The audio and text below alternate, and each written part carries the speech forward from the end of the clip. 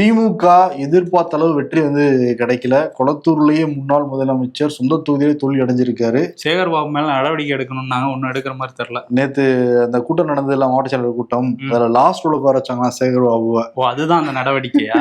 கடைசி ரோல தூக்கி அடிச்சிட்டாங்க அப்படின்லாம் பேசுறாங்க உடன்பிறப்புகள். இப்ப கள ஆய்வு பண்றதுக்காக ஒரு கமிட்டி போட்டிருக்காரு. அதுல 36 பேர் கொண்ட குழு இருக்காங்க.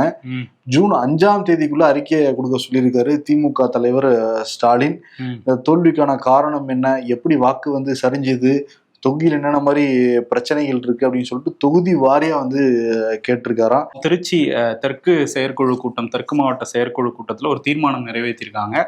திருச்சி கிழக்கு தேர்தலில் முன்னாள் முதல்வர் திமுக தலைவர் ஸ்டாலின் போட்டியிடணும் அப்படின்னு சொல்லியிருக்காங்க. அவங்க தீர்மானம் நிறைவேற்றிருக்காங்க. இவர் என்ன முடிவு எடுக்கிறாரு அப்படிங்கிறது தெரியல. எப்பயுமே இடைத்தேர்தல்ங்கிறது ஆளுங்கட்சிக்கு சாதகமாக தான் முடியும். இப்ப ஆளுங்கட்சியா இருக்கிறது டிவிக்கே.